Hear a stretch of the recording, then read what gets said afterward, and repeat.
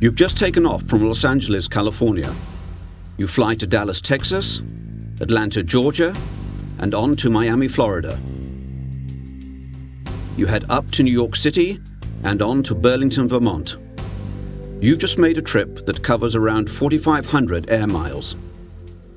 Now imagine that these miles you have traveled covered the length of a wall, and you will see why they call it the Great Wall of China.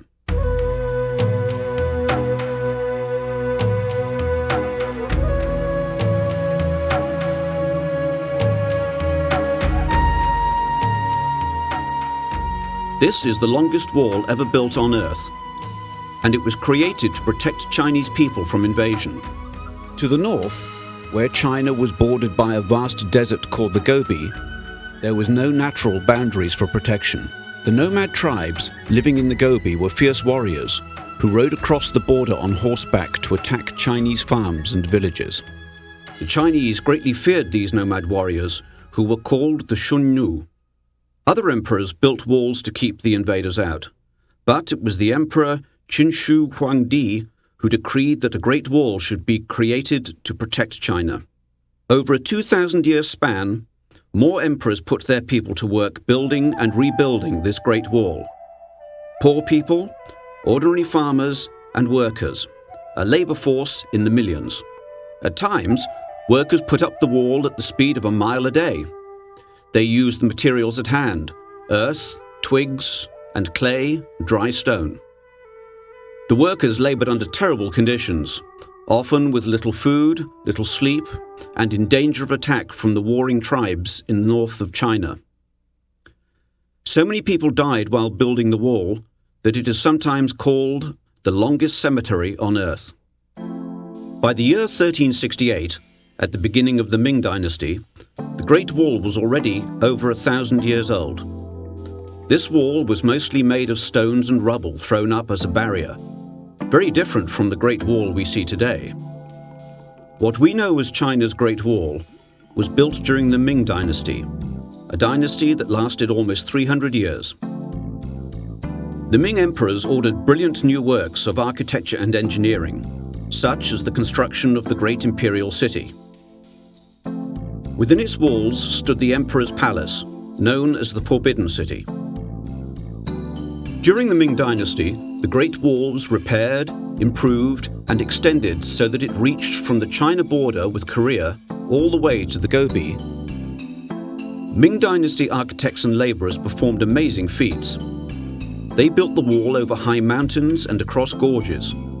They created walls 20 feet high and 25 feet thick, using bricks that are as strong as modern bricks.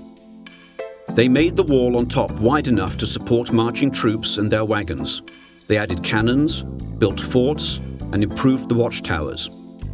Guards worked and lived in the watchtowers. Mail was delivered along the wall because it was fast and secure. There were places to rest and to eat.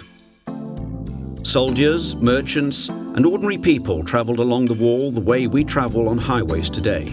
The names of the workers who built the wall are not known, but this is their creation, a wall that people come from all over the world to wonder at and walk its length, a wall still standing after 2,000 years. In China today, the Three Gorges Dam is the biggest engineering challenge since the building of the Great Wall. The purpose of the dam is to harness the power of the Yangtze, the third largest river in the world, in order to generate electricity. The Three Gorges Dam reservoir will take up a space nearly 1.5 times the size of New York City and will hold enough water to fill 11,800 Olympic-sized swimming pools. As with the Great Wall, there are human costs to this amazing feat of engineering. The Three Gorges Dam is causing 1.5 million people to be resettled, and many scientists worry about the effects of flooding 395 square miles of land and burying antiquities. The Chinese government believes that the dam will help save lives lost every year due to the flooding of the Yangtze, but its primary purpose is to provide energy for millions of people. It is a monumental project, the Great Wall of its era. This is the Great Wall of China, seen from space via radar images from NASA satellites.